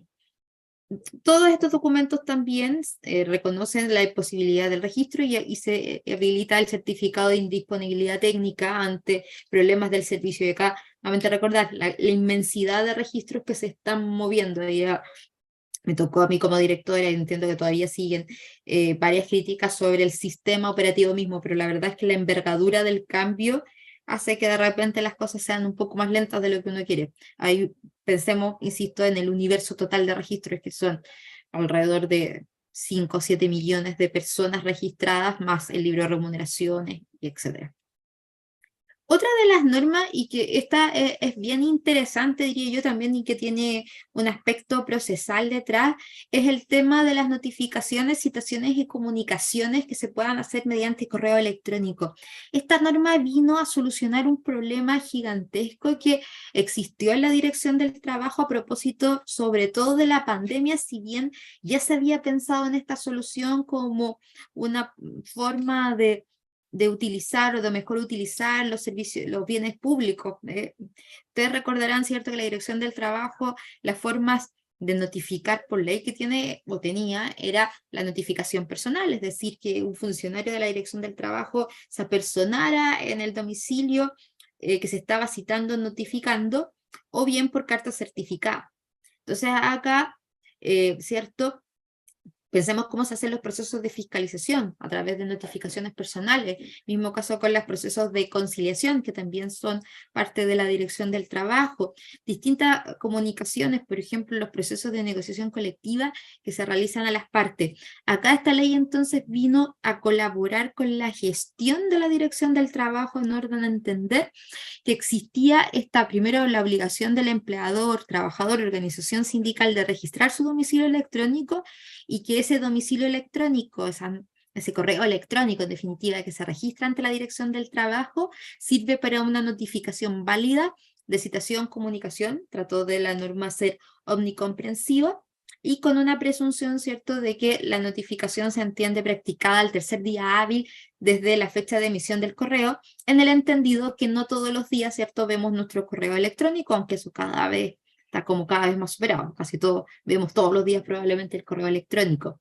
Y ahí entonces a los empleadores, trabajadores, pedirles, insistir en el correo electrónico, y como un dato como relevante es que el correo electrónico tiene que verse porque efectivamente actualmente, por ejemplo, las notificaciones de multas administrativas están siendo traídas y presentadas, notificadas en definitiva por este medio electrónico en el caso de las empresas que se han registrado. Y si bien al principio hubo una discrepancia con los tribunales en orden a entender cómo se contabilizaban los plazos para la reclamación judicial de multa, por ejemplo, si con o los 3 días de esta presunción, bueno, lo que hemos ido observando es que cada vez está más asentado y que en definitiva la notificación no es desde el momento en que se recibió el correo, sino que desde el tercer día hábil. Entonces, acá esto, y vuelvo un poco al caso de la pandemia para seguir ejemplificándolo. Por ejemplo, durante la pandemia había una imposibilidad cierta de notificar válidamente los procesos de fiscalización y conciliación, especialmente en la primera época, en el año 2020, cuando, ¿cierto?, no había presencialidad. Entonces, en definitiva, las fiscalizaciones, las conciliaciones que se realizaron era gracias por la voluntad, entre comillas, del empleador, de que en definitiva se apersonaba o mandaba un correo a la Dirección del Trabajo. Pero si no había esta suerte de notificación tácita, pues bien, había un problema grave. Acá donde volverle a presentar el registro del portal MiDT, queda un poquito feo, pero ahí está donde está dentro de la página de la Dirección del Trabajo, y también la posibilidad, ¿cierto?, de que quienes no tengan correo electrónico, bueno, siguen siendo notificados por los medios regulares. Acá es porque la ley lo que busca, ¿cierto?, es que todos los usuarios sean notificados a través de los correos electrónicos. También hubo aspectos de modificación en los procesos de fiscalización, en el artículo 505-A, donde se establecen los principios que deberían infundar el proceso de fiscalización como transparencia, ¿cierto?, para el fiscalizado, y también el que denuncia. Y eso se hicieron en su momento la bajada a través de la resolución CAICITO del año 2021, que establece el manual de procedimiento de fiscalización, que eventualmente se está evaluando su modificación en algunos aspectos. Dentro de esa resolución exenta del año 2021, uno de los aspectos relevantes, ¿cierto?, es el hecho de que se autoriza la fiscalización electrónica, es decir, por medios remotos, como lo que estábamos viendo acá. Y también, en definitiva, se permite una fiscalización semipresencial, es decir, que pueda el fiscalizador utilizar tanto el medio electrónico como la fiscalización presencial, incorporándose, ¿cierto?, también estos principios básicos que tienen relación con el hecho de la transparencia, sobre todo la bilateralidad y la necesidad de entrevistar al fiscalizador, a los trabajadores, al sindicato y también a la fiscalizado.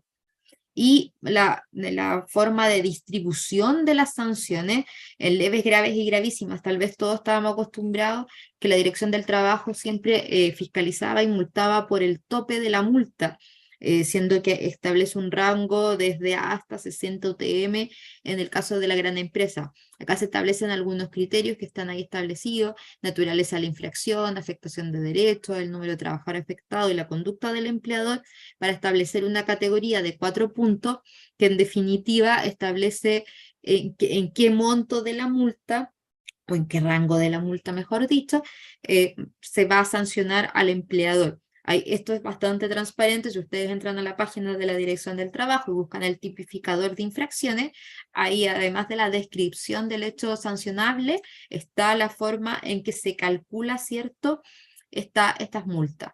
Y ahí hay una rebaja también al monto de la multa de la microempresa de 1 a 5 UTM. También se establecen algunos mecanismos de mediación que hasta ahora, hasta donde yo entiendo, ¿cierto?, no han tenido gran utilización, pero ahí también hay que empezar a mover algunas cosas para que se pueda dar cumplimiento a esto de mecanismos de apoyo a la mediación. Primero, se reconoce expresamente la labor de mediación de la Dirección del Trabajo que se realizaba, por cierto, desde hace muchos años, especialmente en los procesos de negociación colectiva, pero no únicamente en ellos, también hay por solicitud de los sindicatos o en los procesos, ¿cierto?, de derechos fundamentales. Pero también se puede convocar en estos procesos de mediación a asesores externos, expertos, para dar su opinión y colaborar en estos procesos. Muchas veces pasa, ¿cierto?, de que a veces es necesario tener la visión de un tercero imparcial para poder a lo mejor llegar o concurrir a un acuerdo. También se establecen otras facultades del director o jefe superior del servicio, que podrá disponer de consultas públicas antes de la emisión de ciertas instrucciones, pronunciamientos y otras normas de carácter general. Hasta donde yo entiendo, aún no se ha utilizado esta facultad. También la obligación de un compendio anual de dictámenes, ordinarios, circulares, orden de servicio, también buscando, ¿cierto?, la transparencia en el marco de la labor de la Dirección del Trabajo. Muchos de ustedes deben ser usuarios de ese servicio y en definitiva, y yo también ahora en mi calidad también de usuaria, uno necesita conocer, saber, ¿cierto?, cuáles son las instrucciones vigentes o la interpretación que el servicio le ha dado a cierta norma para utilizar ciertos recursos judiciales, ¿no? Y otros elementos, ya hablamos de la obligación del registro del correo electrónico, el seguimiento de trámites que también debería implementarse de tal forma de que está la obligación legal para que todos los usuarios, empleadores, trabajadores, organizaciones sindicales puedan conocer el estado de su trámite. También hubo una modificación a la declaración de términos de unidad económica. Ustedes bien saben que el artículo 3 del Código del Trabajo establece, ¿cierto?, la posibilidad o los elementos que se tienen que tener a la vista para solicitar la declaración judicial de unidad económica. Y lo que viene a hacer esta ley es que, cumpliéndose algunas condiciones, en definitiva se pueda dar términos a unidad económica, por ejemplo, en el caso de una venta de la empresa, por ejemplo, o de una de las empresas que en su momento hubiesen sido declarados como unidad económica. Y también se creó, por esta ley, una unidad especializada dentro del Departamento de Relaciones Laborales de la Dirección del Trabajo, que es el departamento que se dedica a la organización sindical, a la promoción de la libertad sindical, registro de sindicatos, pero también se crea ahí una unidad de micro y pequeña y mediana empresa que tiene la finalidad de orientar y la capacitación también mirada al cumplimiento de la normativa, ¿cierto? No solo desde el ámbito de la fiscalización, sino también desde un modo preventivo para, en definitiva, lograr el cumplimiento de la norma, que es uno de los fines de la Dirección del Trabajo. Que bueno, eso era lo que les quería presentar. Creo que me he acoplado con el tiempo que teníamos. Así es, profesora, muchas gracias por su exposición. Vamos a aprovechar de plantearle una pregunta que nos plantean por aquí por chat, de Daniela Sánchez. Dice: buenas tardes, quisiera consultar sobre la documentación solicitada en comparendos y de conciliación y sobre la obligatoriedad de llevarlos de manera física ante el fiscalizador, teniendo en consideración sobre todo la digitalización que se permite de los mismos documentos y que permite su visualización para todas las personas. O sea, si estamos en una frente digitalización, ¿cómo vemos este caso, profesora? Cuéntenos. Claro, y según hasta donde yo entiendo, la Dirección del Trabajo tiene que ir avanzando también, no solamente en los registros, sino también en la disponibilidad de estos registros a los mismos funcionarios. Esto se ha ido haciendo por etapas, y la primera etapa de esta ley, ¿cierto?, la implementación tenía que ver con disponibilizar los registros y la posibilidad de registro a los mismos usuarios. Pero la parte de la visualización a los funcionarios, eso está un poco más atrasado. Por lo tanto, ahí lo que pasa es que como que se me fue la señal un momento. Entonces ahí lo que pasa en definitiva es que el funcionario no tiene a la vista los documentos que necesita para realizar el proceso de conciliación. Lo esperable, ¿cierto?, sería que en algún momento eso varíe, esperemos que pronto, y que además fuera de las cosas que se conversaba en el trámite legislativo, que era lograr en definitiva el tránsito del cero papel, que es un deseable además que impulsa el Estado en su generalidad, y de tal manera de que todos los procesos, conciliación, fiscalización, mediaciones, la Dirección del Trabajo ya dispusiera de la información necesaria para poder resolver sin necesidad de que el empleador o los trabajadores la acompañaran. Muchas gracias, profesora, por su exposición. En virtud del tiempo también vamos a concluir esta clase abierta del curso práctico. Quiero agradecerle a los más de 100 conectados que estuvieron por acá por Zoom, a otro tanto a través de la conexión por YouTube. Agradecemos también a los expositores, a la profesora Lilia Jerez, quien acaba de exponer, a la profesora Patricia Fuensalida, al profesor Rodrigo Azócar, quienes nos acompañaron el día de hoy, por su voluntad en participar en esta clase abierta y por su elocuente exposición y por el tiempo otorgado. Muchas gracias a todos, a cada uno de ustedes. Está nuevamente hecha la invitación, los dejamos invitados a participar del curso práctico de temas actuales del derecho del trabajo, seguridad social y relaciones laborales. Los 3 profesores que estuvieron hoy día presentes son parte del equipo docente de este curso. Así es que cualquier duda que tengan al respecto nos pueden escribir al correo pfj@derecho.crauc.cl, lo estamos dejando también a través del chat de Zoom. Así es que nada más que decir, muchísimas gracias por su participación, por su interés en esta materia, y les quiero desear una feliz noche, buenas noches, y que puedan descansar muy bien. Muchas gracias a todos.